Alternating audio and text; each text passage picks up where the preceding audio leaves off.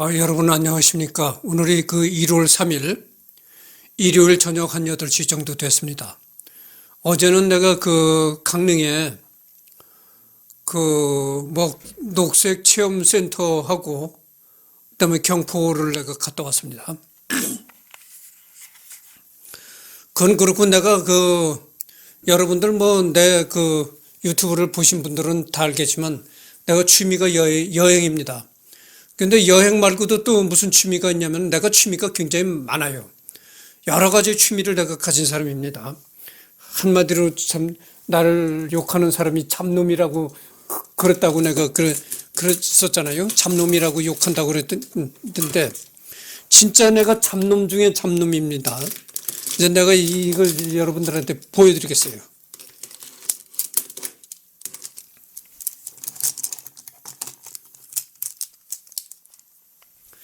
이게 뭐죠?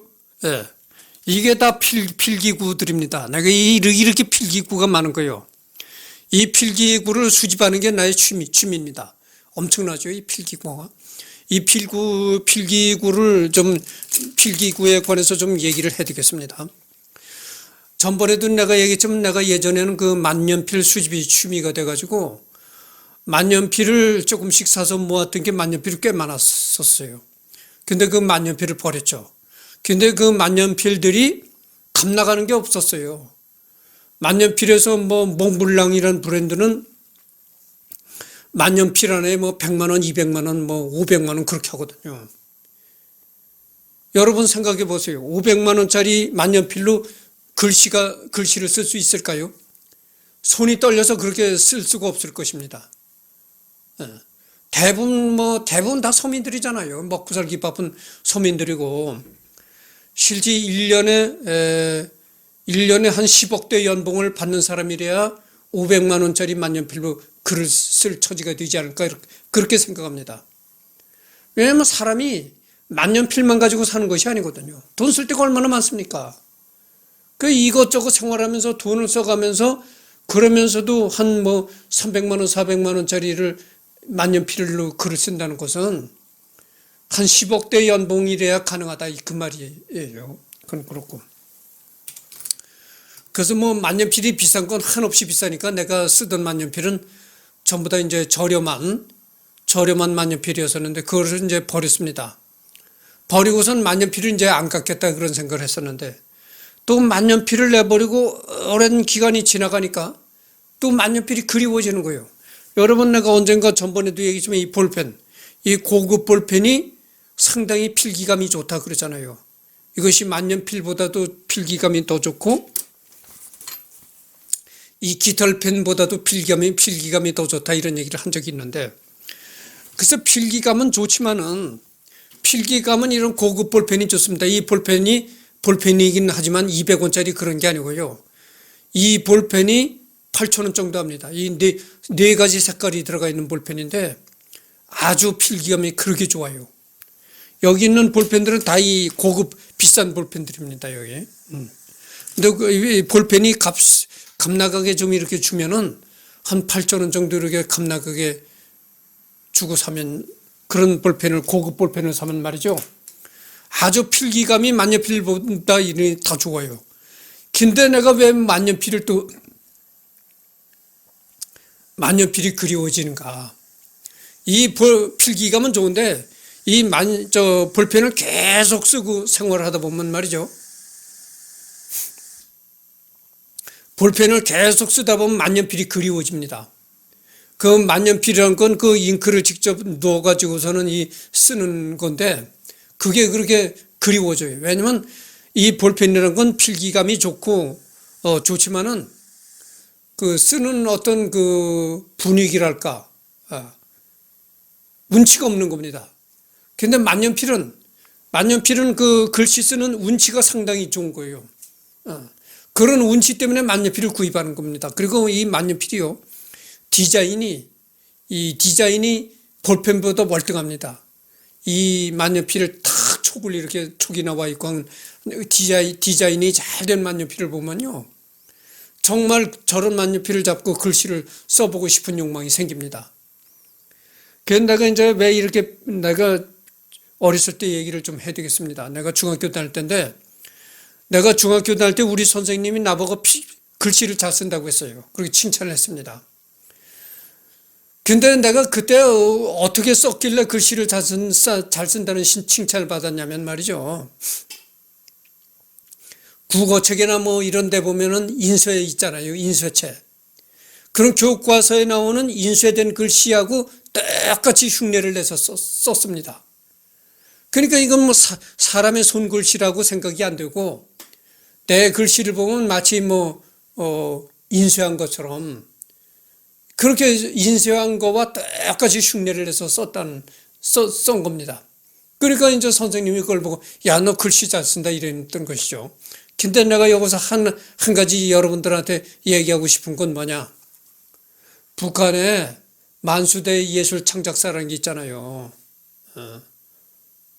그럼 왜 편 얘기를 하다가 갑자기 또 북한의 만수대 예술 창작사로 또 건너가느냐? 다 들어보십시오. 다 연관이 있는 얘기입니다. 연관이 있는 얘기니까 내가 하는 거예요. 그 만수대 예술 창작사를 가서 보면은 그 만수대 예술 창작사에서 창작사에 속해 있는 화가들이 그린 그림 있잖아요.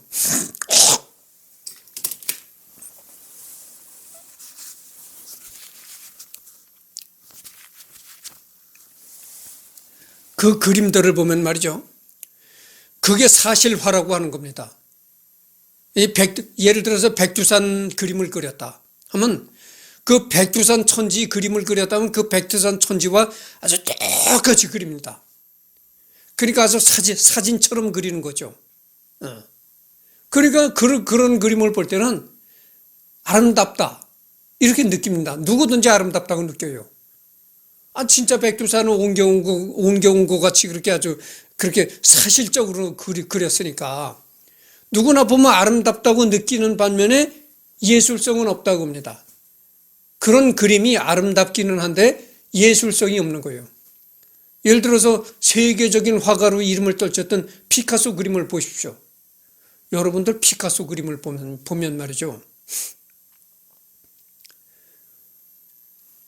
미술에 대해서 모르는 사람이 이렇게 보면은, 아유, 저게 뭐 유치원생이 그린 그림이야? 유치원생이 그린 그림으로 압니다. 그러나 피카소 그림 한 점이 얼마죠? 지금 피카소 그림 한 점 진품을 가지고 있다면 아마 몇백억에 팔릴 것입니다. 그런 겁니다.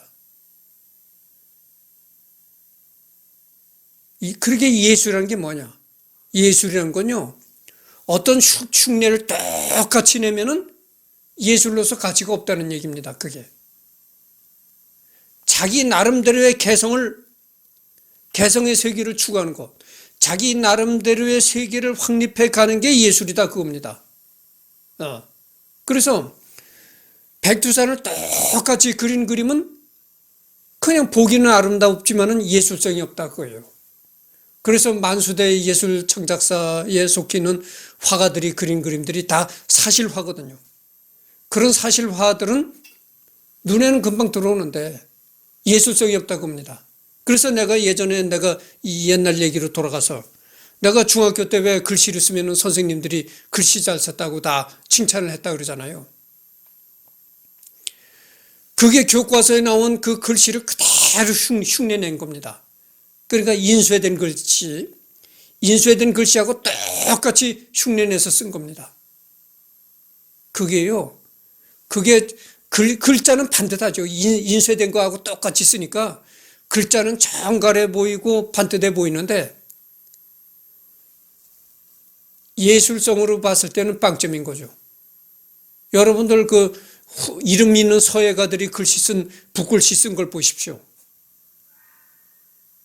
정말 서예에 대해서 모르는 사람이 보면은 엉터리를 막 휘갈려 쓴 것 같습니다. 그래도 그게 서예에서 최고봉의 작품이라고 일컫고 그런 거예요. 그래서 오늘날 캘리그래피라는 것도 보십시오. 캘리그래피라는 것도 그렇게 뭐 인쇄한 것처럼 똑같이 그렇게 쓴 그런 게 우대를 못 받잖아요. 대우를 못 받잖아요.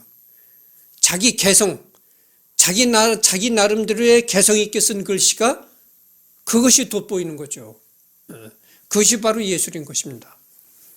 그런 차원에서 내가 얘기를 하는데, 그래서 내가 어렸을 때서부터 선생님이 야, 너 글씨 잘 쓴다고 해가지고, 내가 어렸을 때 중학교 다닐 때는 뭐 컴퓨터로 워드를 치는 것도 없었어요. 그러니까 뭐 학생들 기말고사나 월말고사 이런 때 이제 시험지를 프린트해야 될 것 아닙니까? 프린트를 하려면 그때는 뭐냐면은 이 등사판이라는 게 있었어요. 이 가리방을 긁는다고 하죠. 가리방이라는 게 뭐 일본 말인지 하여튼 그런 건 모양인데, 이 철필로다가 가리방을 씁니다. 얇은 얇은 PVC, 아주 종이같이 얇은 PVC 종이가 있었어요. 그거를 이 철판에다 올려놓고 쓰는 겁니다.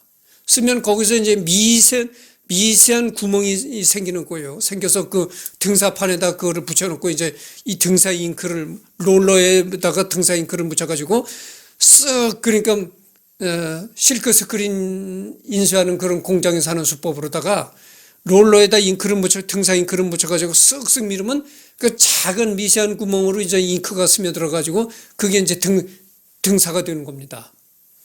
그래서 그 등사를 해야 되는데, 이게 진짜 그 등사판에다 이 글씨 쓰는 게 이게 장난이 아니거든요. 시간도 많이 걸리고 노력도 많이 들리고, 시간도 많이 걸리고 노력도 많이 들고, 가리방 긁는다고 하죠. 가리방. 지금 신세대들은 이런 얘기를 하면 모릅니다. 내 나이 정도 된 사람들은 다 알 겁니다. 가리방이라고 하면 다 알아요. 이 선생이 그 시간과 노력이 많이 드는 가리방 긁는 걸 하기 싫으니까, 야, 아무개 이승열이 너 글씨 잘 쓰지? 너 나와. 그래가지고 다른 애들은 다 방과 후에 다 이제 퇴교를 해서 집에 돌아가는데, 나는 남아서 이 선생님 대신 이걸 가리방을 긁어주는 겁니다. 그러니까 시험지를 프린트할 시험지 가리방을 긁는 거예요. 내가 글씨를 잘 쓴다고 해서 꼭 나한테 맡겼던 것입니다. 그래서 아까도 얘기했지만, 그때 글씨를 잘 쓴다는 개념은 잘 쓴다는 게 아니고 그냥 인쇄한 거하고 똑같이 썼기 때문에 잘 쓴다고 했던 겁니다. 그렇다는 걸 아시고.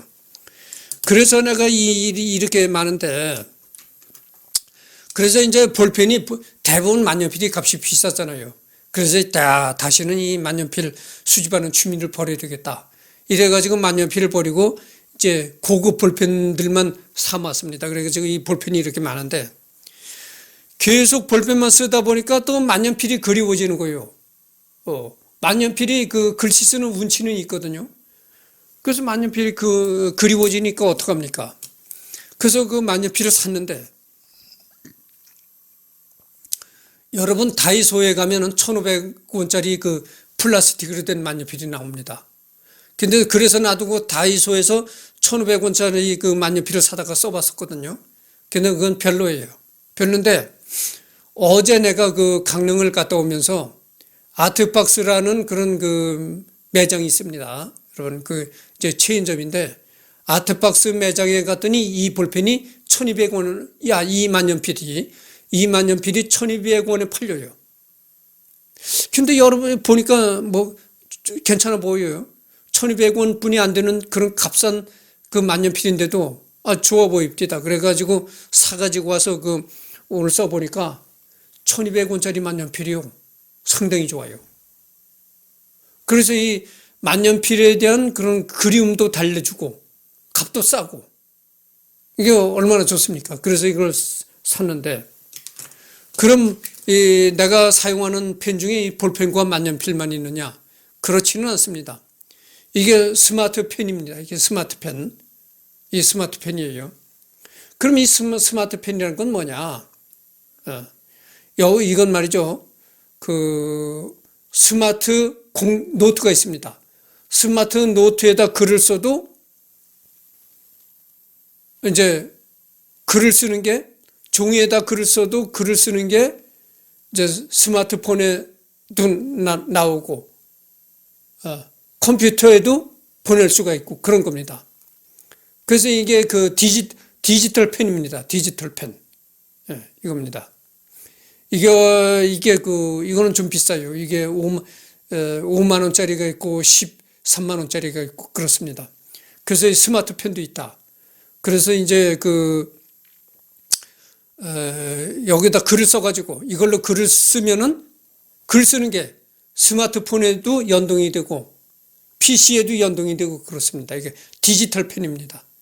네, 그렇다는 걸 말씀드리고. 그래서 내가 말씀드릴 게 그겁니다. 1200원짜리 이게 만년필인데 아트박스에서 이걸 샀는데 사용을 해보니까 값은 비록 1200원에 불과한 그런 만년필이지만 상당히 좋더라. 그런 얘기를 하는 겁니다. 그래서 하여튼 그렇다는 점을 말씀드리고요. 그래서 내가 이 펜들이 이렇게 많습니다. 내가. 펜들이요. 이게 엄청납니다. 이게. 내가 가지고 있는 펜이 엄청납니다. 내가. 그렇게 취미로 그렇게 한다는 걸 말씀드리고요. 여러분들 오늘 밤에도 편안히 주무시길 바랍니다. 나는 그래서 아주 잡놈 중에 잡놈이고 취미가 너무나 많다. 그래서 내가 비록 돈은 없고 가난하지만 즐거운 인생을 보내고 있다. 이런 얘기를 하는 겁니다. 그래서 하여튼 이렇다는 걸 말씀드리고 21년도는 내가 진짜 힘이 납니다. 이제 뭐 개인회생도 이제 얼마 안 남았고 개인회생도 끝나는 때고 2021년도에 내가 3월 달에 끝나거든요. 2달만 있으면 끝납니다. 이제 정말 힘이 납니다. 앞으로는 내가 이제 제주도로, 전남, 경남 이런 데로 여행도 다니고, 걱정, 근심이 없습니다.